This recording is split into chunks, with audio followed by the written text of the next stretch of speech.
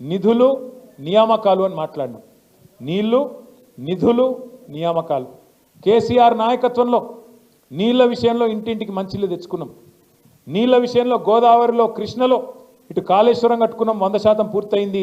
అటు పాలమూరు రంగారెడ్డి 90% పూర్తయింది. దగ్గర న్యాయం చేసే ప్రయత్నం చేసినాం. వ్యవసాయ విస్తరణ జరిగి భారతదేశంలో ఇవాళ పంజాబ్ను, హర్యానాను తలదన్ని మన తెలంగాణ వరి వండి చుట్ల, బియ్యం వండి చుట్ల నెంబర్ 1 అయిందంటే అగో నీళ్ల విషయంలో జరిగిన న్యాయమే దానికి కారణం. నిధుల విషయానికి వస్తే కేసీఆర్ గారు ఎన్నడో చెప్పిండ్రు, మన తెలంగాణ మనకైతే, మన సంపద మనకైతే భారతదేశంలోనే నెంబర్ 1 రాష్ట్రం అవుతామని కేసీఆర్ గారు అప్పుడే చెప్పిండు. చెప్పినట్టే 10 ఏళ్లలో తలసరి ఆదాయంలో, పర్ క్యాపిటల్ ఇన్కంలో భారతదేశంలోనే నెంబర్ 1 రాష్ట్రంగా తెలంగాణను కూర్చోబెట్టిన నాయకుడు మన నాయకుడు కేసీఆర్ గారు అనే మాట నేను గుర్తు చేస్తా ఉన్నా. నిధులు అద్భుతంగా తెలంగాణలోని పేదలకు పంచిండు కేసీఆర్. సంపద సృష్టించాలే, పేదలకు పంచాలి అన్నది కేసీఆర్ నినాదం. అందుకే 200 రూపాయ పెన్షన్ 2000, 200 పెన్షన్ 2000 చేసిండు. ఆడపిల్ల పెళ్లికి 1,00,000 రూపాయలు ఇచ్చిండు. 1,00,000 కోట్లు, ఒకటి కాదు రెండు కాదు, 1,00,000 కోట్ల రూపాయలు 70 లక్షల మంది రైతుల ఖాతాల్లో వేసిన ఒకే ఒక్క ముఖ్యమంత్రి భారతదేశంలో కేసీఆర్. రైతు బంధు, ఒక్క రైతు బంధు అనే పథకంతోని 73,000 కోట్ల రూపాయలు రైతుల ఖాతాల్లో. మీరు ఎవ్వరికి దరఖాస్తు పెట్టుడు లేదు, దండం పెట్టుడు లేదు, దఫ్తర్ చుట్టూ తిరుగుడు లేదు, సీదా మీ ఖాతాలకు వచ్చి 73,000 కోట్ల రూపాయలు ఒక రైతు బంధు ద్వారా వచ్చినాయి. 28,000 కోట్ల రూపాయలు రుణమాఫీ ద్వారా వచ్చినాయి. మొత్తం 1,00,000 కోట్లు ఒక్క రైతులకే, 70 లక్షల మంది రైతులకు 10 ఏళ్లలో ఇచ్చిన నాయకుడు కేసీఆర్.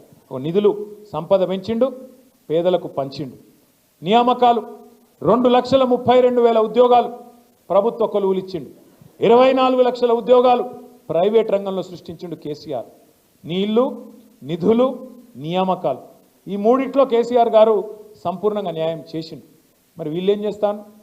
నీళ్ళేమో పాతాళంకి పోయినాయి, మొత్తం బోర్లు ఎత్తగో ఎత్తిపోతున్నాయి, నీళ్లు పాతాళానికి పోయినాయి. కేసీఆర్ మీద కోపంతో కాళేశ్వరాన్ని ఎండబెడితే ఇవాళ పొలాలు ఎండిపోతున్నాయని రైతులు ఏడ్చే పరిస్థితి జనగామలో, సిరిసిల్లలో, సిద్దిపేటలో, ఎన్నో జిల్లాల్లో ఇలా రైతులు పొలాలు ఎండిపోతున్నాయని ఏడుస్తున్నారు. తుంగతుర్తిలో, కోదాడలో, సూర్యాపేటలో అక్కడ కూడా ఏడుస్తూ ఉన్నారు. టెయిల్ ఎండ్ గ్రామాలకు నీళ్ళు వస్తలేవని.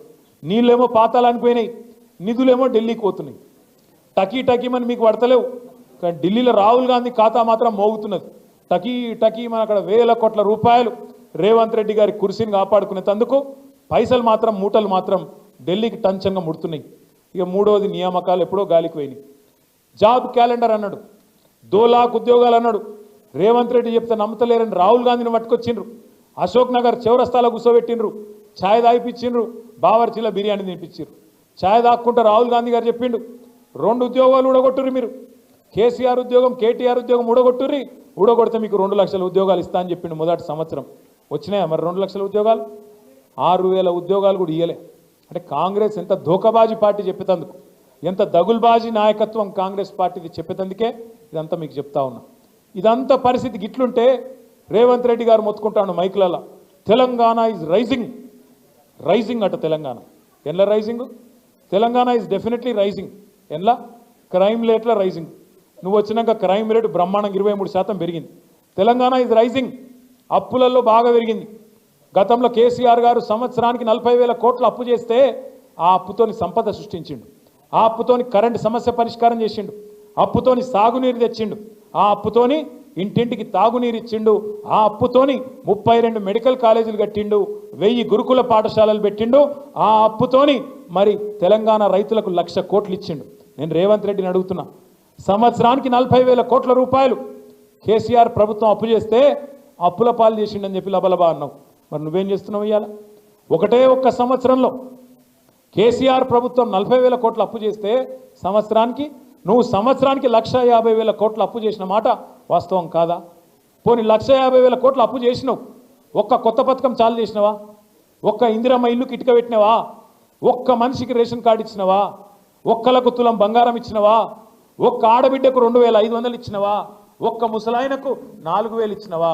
రైతులకు రుణమాఫీ అన్న చక్కగా చేసినవా? ఏం చేసినావు? ఎందుకైతుంది అప్పు? మరి కేసీఆర్ అప్పు చేసిండంటే భవిష్యత్తు మీద పెట్టుబడి పెట్టిండు. కేసీఆర్ అప్పు చేసి భవిష్యత్తు మీద మంచిళ్ళ కోసం, కరెంటు కోసం, సాగునీటి కోసం, మన సంపద పెంచడం కోసం, రాష్ట్రాన్ని బాగు చేయడం కోసం అప్పు చేస్తే పేదోళ్ళకి ఇచ్చిండు. నువ్వేం చేస్తున్నావు మరి? ఆడికి పంపుతున్నావు పైసలు?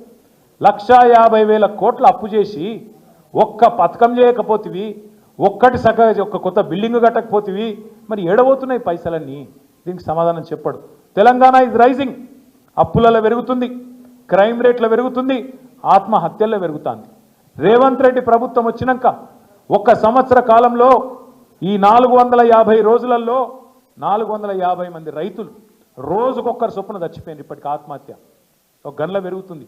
ఆటో డ్రైవర్ల ఆత్మహత్యలు రైజింగ్, నేత కార్మికుల ఆత్మహత్యలు రైజింగ్, గురుకుల పాఠశాలల్లో పిల్లల ఆత్మహత్యలు rising. Yes, Telangana is rising. ఎలా రైజింగ్? ఆత్మహత్యల్లో, అప్పుల్లో, క్రైమ్ రేట్లో, ఇళ్ళ మాత్రం రైజింగ్ అయింది. ఒక దానిలో మాత్రం డౌన్ అయింది. మీ శంకరపల్లి కొంప ఉచ్చుకున్నాడు, మొత్తం భూముల రేట్లు డౌన్ అయిందా కాదా? నేను చెప్పేది వాస్తవం కాదా? నాకు కూడా కొద్దిగా భూమి ఉన్నది జన్వాడలో. ఇక దానికి భూ ప్రపంచంలో ఎవరికి లేదట జన్వాడలో, నాకే ఉందట భూమి. దాని ఎంబడ పడ్డాడు. సరే పడితే వాడు కూలగొట్టరా పోయి ఊకెళ్ళి వెళ్ళింది. హైడ్రా పెట్టిందే నా కోసం అట. హైడ్రా పెట్టి కూలగొడుతుందికే పెట్టిండట. కూలగొట్టుకోరా పోయి ఊకెళ్ళి వెళ్ళిందని చెప్పిన. ఏం చేయాలి ఇక మరి గట్లా తయారైంది కథ. ఇంకా ఘోరం ఏంటంటే, వెనకటికి ఎవడో ముఖం బాగాలేక అద్దం బల కొట్టుకున్నాడు. ఇప్పుడు నీకు అధికారం రానే వచ్చే, నువ్వే ముఖ్యమంత్రి అవుతుంది, నువ్వే రై మంది తిరగబడుతుంది, రోజు కనబడబడుతుంది టీవీల పేపర్లలో. మరి నేను అడుగుతున్నా రేవంత్ రెడ్డి గారు, 14-15 నెలల తర్వాత కూడా ఇంకా కేసీఆర్ని తిట్టుకుంటూనే బతుకుతావు? ఇక గాడ శ్రీశైలం సొరంగం కూలిపోయింది. ఏది? రేవంత్ రెడ్డి అధికారంలోకి వచ్చినాక 15 నెలలకు ఆలోచన లేకుండా అర్థం పర్థం ఆగమాగం చాలు చేసిండాడు. ఆడ నీళ్ళు వచ్చి మొత్తం గందరగోళం ఉండి, బురద ఉండి, చక్కగా చూసుకోకుండా, ఇంజనీర్లను తెలుసుకోకుండా ఆగమాగం కమిషన్ల కోసం ఆయనతో పని చాలు చేసిండ్రు. ఏమైంది? 8 మంది వాళ్ళు ఇరుక్కపోయిండ్రు. ఒకడేమో చచ్చిపోయినట్టాడు కాంగ్రెస్ వాడు, ఆ 8 మంది చచ్చే పీకినట్టాడు. ఇంకోటేమో ఇంకా కాలే అంటాడు. రేవంత్ రెడ్డి ఇంతవరకు అటు మర్రి కూడా చూస్తలేడు. ఇంకొక మంత్రి ఏమో బీఆర్ఎస్ వాళ్ళు చేయబట్టే కూలిపోయింది అంటాడు. ఇది ఎక్కడి బాధ? 15 నెలల తర్వాత ఇవాళ అక్కడ సొరంగం కూలిపోతే బీఆర్ఎస్ వల్ల కూలిపోయిందంటే ఇది ఎక్కడ అన్యాయము? ఇక పోనీ కూలిపోయింది, ముఖ్యమంత్రి ఆడు చూడడు, కొంతమంది మంత్రులు పోయినారు. పోతే మంత్రులు ఏం చేయాలి? ఆడ పోయి నిజంగా ఆ కార్మికుల కుటుంబాలకు ధైర్యం చెప్పాలి, ఏమన్నా అయితే మేము ఆదుకుంటామని చెప్పాలి, తప్పు జరిగిందని క్షమాపణ అడగాలి, మర్యాదగా మాట్లాడాలి. కానీ ఏం చెప్తారు వాళ్ళు? ఒకడేమో చేపల కూర తింటుడు.